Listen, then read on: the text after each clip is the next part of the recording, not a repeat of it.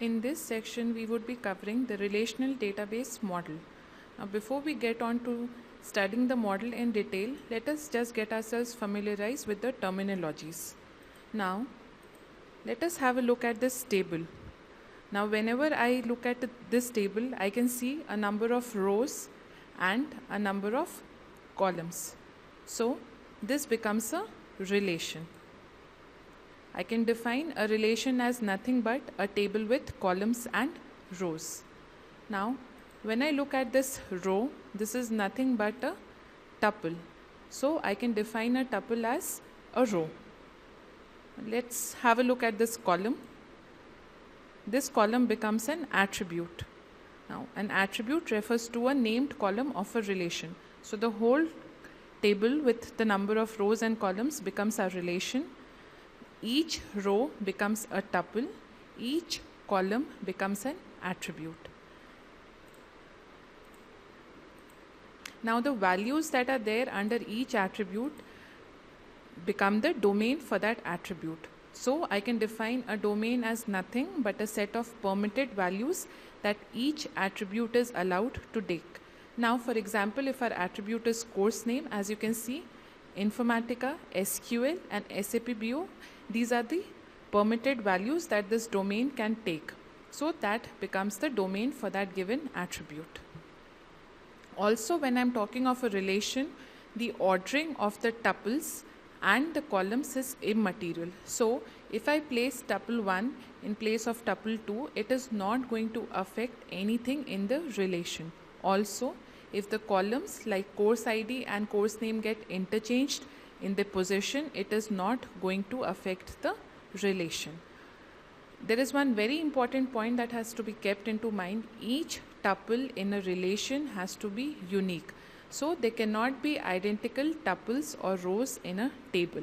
For each tuple, there should be a single value for each of its attributes. Like if I am talking of tuple 1, for course ID, I will have this value.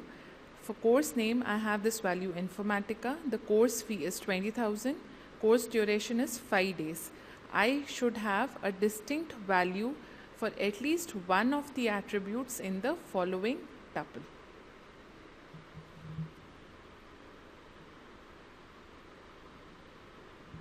So, when I talk of relational model, it makes use of a collection of tables like these. It represents the data as well as the relationship that exists amongst the data. Each table has multiple columns and each column should have a unique name. A row in a table is representing a relationship among a set of values. Now, if I say the course ID is C001, the course name is Informatica. So, there is a relation between the course ID and the course name. Also, there is a relation between the course ID and the course fee, the course ID and the course duration. So, this is representing a relationship among these set of values.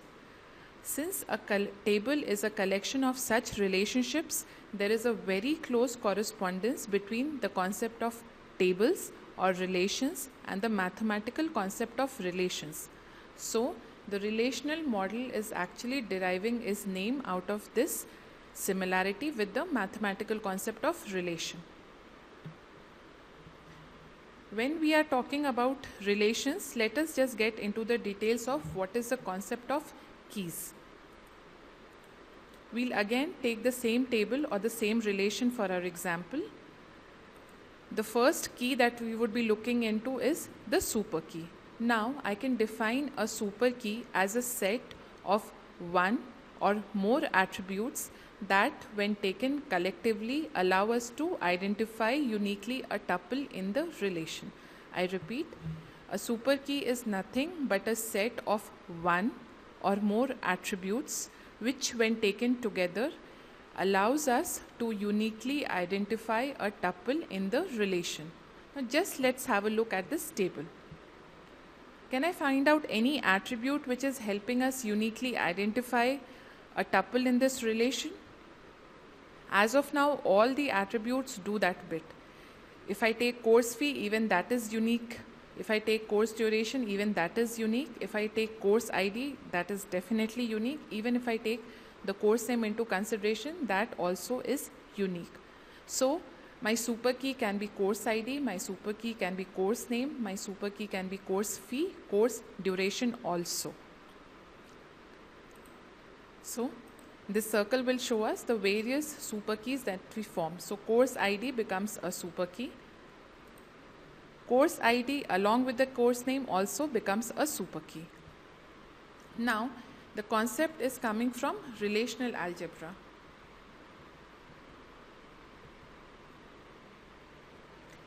Now let's say that R is the relation that we are taking into consideration. Let R be the set of all attributes. Okay. Now let K be the super key for the relation R. Also, since it is a super key for R, it necessarily has to be a subset of R. Clear?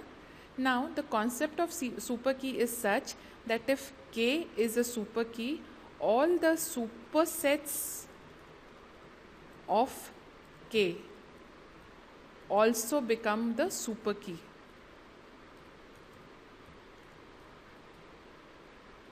For the relation R. So we've just seen this example. Course ID is a super key. Course ID's superset, which becomes course ID plus course name, is also a super key for the relation R. Mathematically, if I want to show it, if I say that T1 is a tuple, let's say the first tuple, and T2 is the second tuple. So if T1 is not equal to T2,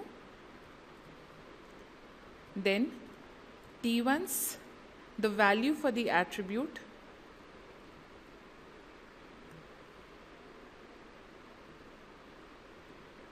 should also not be equal to the value of the attribute K for the tuple T2.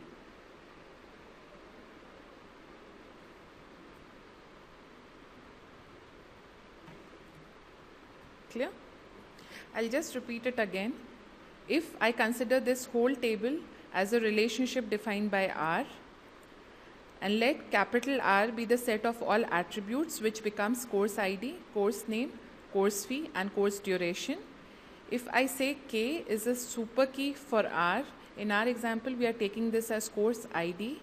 So K is also a subset of R because R contains course ID, course name, course fee, and course duration all. Logically, all supersets of K also are super keys for R. That is, if I add any other attribute to my course ID, the another attribute or the composite key that I get also becomes a super key for R. Like course ID also added with course name becomes a super key for this given relationship. If a tuple T1 and a tuple T2 are not identical, then the value for that super key in the tuple T1 should also necessarily not be equal to that value of K in the tuple T2. Clear?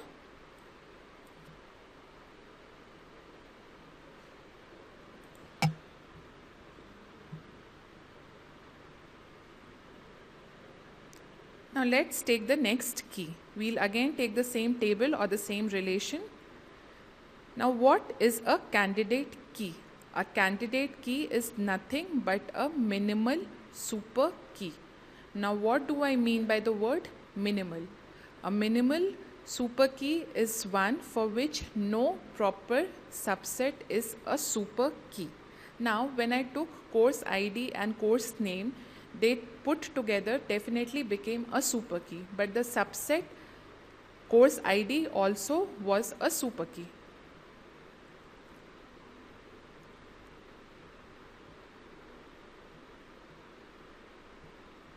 Just take this example. In the previous case, we took course ID as a super key. Also, course ID put together with course name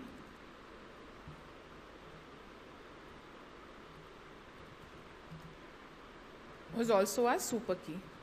But a candidate key is one for which no proper subset should be a super key. In this case, course ID along with course name cannot be a candidate key because I already have course ID as a super key. I can actually go ahead and make course name as a separate candidate key. So course ID is a super key. It can also serve as a candidate key.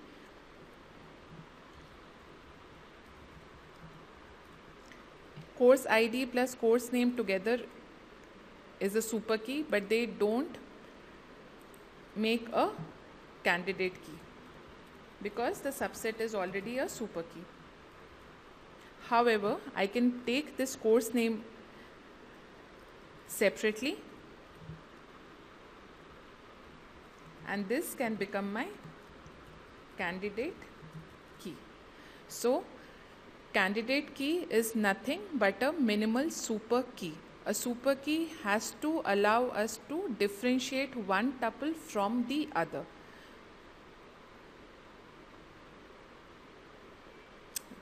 We just see this diagrammatically now. So course ID becomes one candidate key, course name is another candidate key. Now the third type of key that we will be studying is the primary key. All of us have heard this primary key a lot of times. So a primary key is nothing but a candidate key. It necessarily has to be a candidate key. There are a lot of keys which become candidate keys. So the one that has to become a primary key is actually chosen by the database designer. And how he decides it is on the basis of the attribute whose values are very unlikely to change. The primary key should help us define a tuple within a relationship. So in the previous case, we had already seen course ID and course name as the two candidate keys. I can have either of this as my primary key. The decision lies with the database designer. It's his call whichever key he wants to make as the primary key. The only thumb rule that he should keep in mind is he should pick up an attribute whose value is very unlikely to change, or it never really changes. So a course name still has a chance of changing, so I would ideally use course ID as my primary key. Even though course name is a candidate key, it does not remain unchanged, or I cannot guarantee it to remain unchanged over a very long period of time. So that will not become a primary key.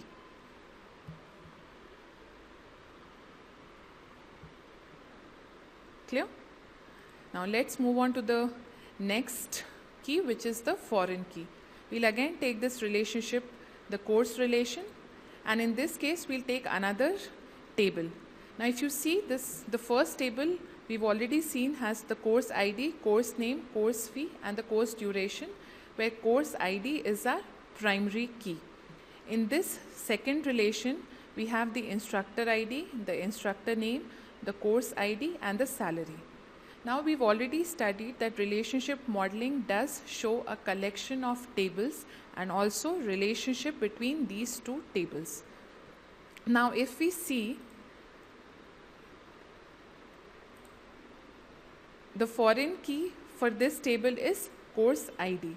So there is a relationship between relation 1 and relation 2. They are linked together on the basis of this attribute course ID. Instructor ID, instructor name, course ID and salary. So this particular relation which is having a foreign key becomes the referencing relation, and the relation which has the key as its primary key becomes the referenced relation. Is it clear? I'll just repeat again. We'll take two relations, the course relation and the instructor relation. Relationship modeling definitely consists of a collection of tables, and also it shows the relationship that exists amongst these tables. Now, if we very closely observe these two tables, we have the course ID attribute in course relation and the course ID attribute in the instructor relation. The course ID attribute is the primary key for this relation. However, it becomes a foreign key for the relation instructor. The relation that consists of the foreign key is known as the referencing relation, and the relation which consists the common attribute as the primary key becomes the referenced relation. When we talk of foreign key, there is a referential integrity constraint which says that any value that appears in the specified attribute of any tuple in the referencing relationship should also appear in the specified attribute of at least one tuple in the referenced relationship. To simplify, if I have the instructor relation as a referencing relation and course ID as my foreign key, any value that this attribute can take should necessarily be present in the referenced relation or in the course relation. Clear? Now we would be studying about normalization. Normalization becomes a very important concept as far as relational modeling is concerned.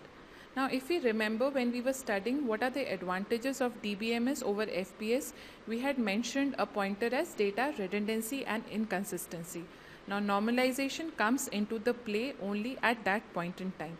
It allows us to break down and simplify our relations or our tables in such a manner that we can retrieve data in an efficient and convenient manner. Now, this is one very important goal for a DBMS. It should always allow us to store data, maintain data, and retrieve data in a very efficient and convenient manner. Now, when we are talking of normalization, there are certain undesirable qualities because of which normalization was brought into the picture. The first one is data anomalies.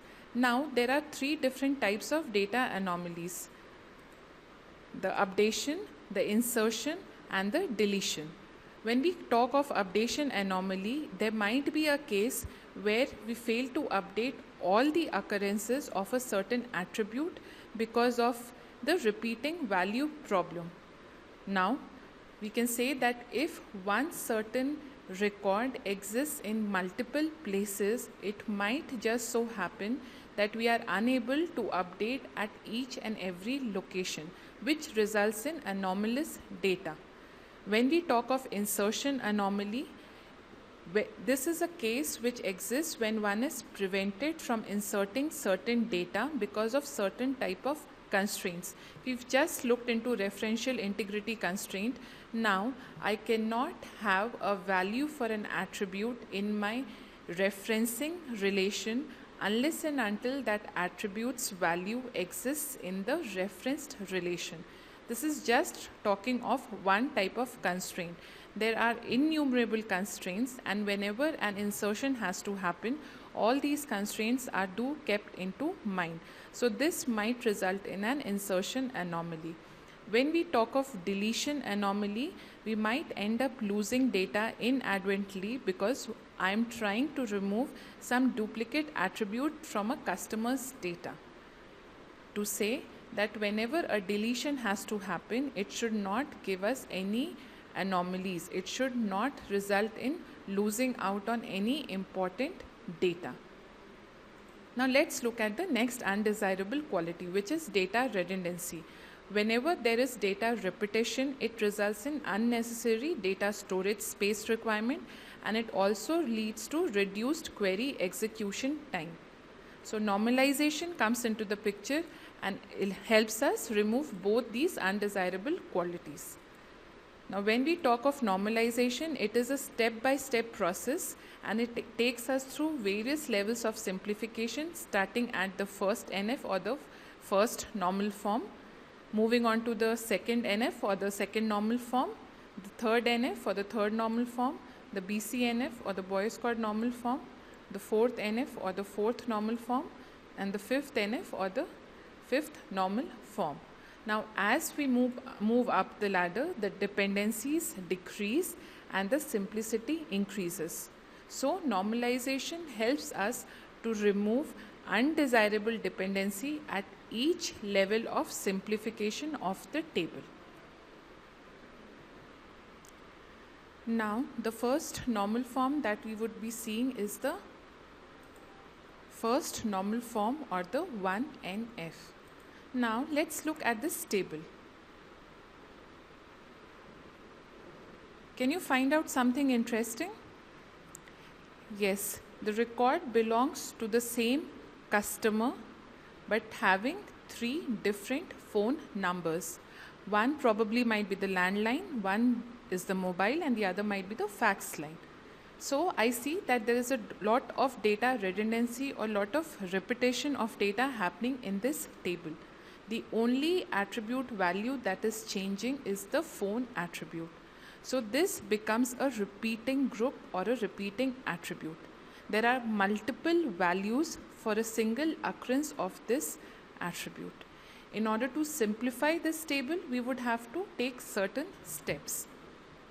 We normally will have to identify the repeating group, in this case it being the phone number. The second step would be to create a table for each of these repeating groups and give each table a primary key. So I first identify phone as my repeating group. I separate these tables into 2, wherein the primary key from the parent table acts as a foreign key for the child table. We'll just see how. Now, phone is a multi-valued attribute. So, I have only a single tuple in the parent record now, and I have taken out the multi-valued attribute phone. My customer ID in this table is a foreign key, and customer ID and phone put together becomes what is known as a primary key. So now these 2 tables are in the 1NF. If I have to define 1NF, I would say a table is said to be in 1NF if it does not contain any repeating groups, that is, no column should have multiple values for any given row. The steps that I have taken in order to achieve 1NF is to first identify the repeating group, separate the parent table into a parent table and the child table, define the relationship by including a primary key from this parent relation as a foreign key in the child relation. So I have eliminated the repeating group or the multi-valued attribute into a separate table. This is 1NF. Now let's look into the second normal form. Let's take a close look at this table. Now, second normal form comes into the picture when there is something known as a partial dependency. If I take a very close look at this table, salesman ID and customer ID put together serve as a composite primary key. However, the customer name is only dependent on the customer ID. It depends only on part of the primary key. I needn't know the salesman ID to find out the customer name. It's only and only depending on the customer ID attribute, which is a part of the composite primary key. When a table shows relationship of this format, we have to apply something known as a second normal form. Now, what are the steps that are included in order to convert a table into 2NF? Firstly, I should identify the partial dependency that exists in the table. I should identify the attributes that are partially dependent on the partial key. The requirement is all non-key attributes, as in the customer name, the product ID, and the quantity sold, should be functionally fully dependent on the composite primary key. It cannot depend only on a part of the primary key. Once I have identified the attribute which is partially dependent on the composite key, I should take it out to a separate table.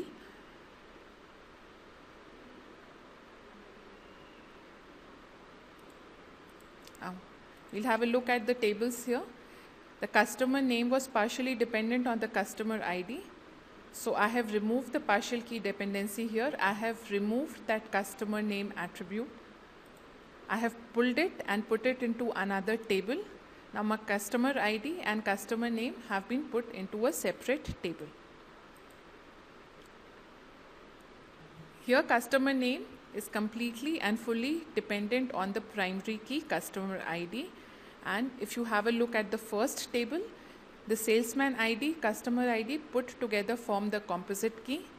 The product ID being a non-key attribute, also quantity sold being a non-key attribute, are completely fully functionally dependent on the composite primary key.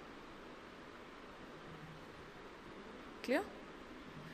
Now I will say that a table is in 2NF if it is already in 1NF, that is, there are no multi-valued attributes.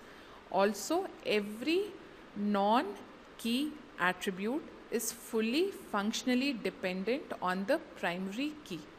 Primary key might be a composite key also.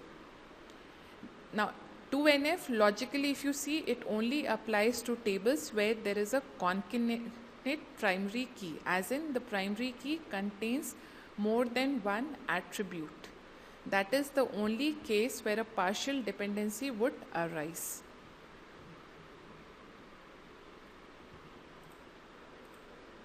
Now let's look into the third normal form. We'll again observe this table.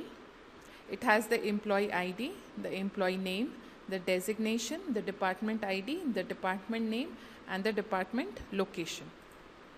The employee ID in this table serves as a primary key.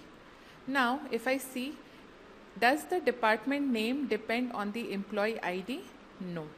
Does the department location depend on the employee ID? No. So there is something known as a transitive dependency that is existing. Department name is transitively dependent on department ID, so is department location. So a third normal form comes into the picture in order to eliminate this transitive dependency that exists. We first have to again identify all the transitive dependencies and remove it. Now let's see how have we divided the tables further into simpler tables. I had department name and department location dependent on department ID. So I have removed these two attributes from my main relation and created a separate table. So the transitive dependent attributes have been moved to another table. Our main parent table still has department ID, which is fully dependent on the primary key employee ID.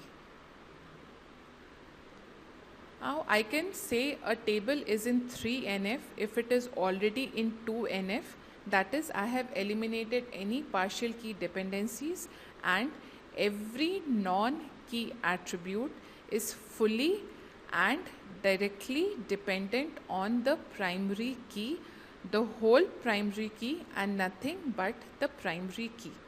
So department name and department location were not depending on the employee ID being the primary key. I took them to a separate table, and this is how transitive dependency was eliminated. We have other forms of normalization which are advanced forms. We'll be doing it in the form of slides.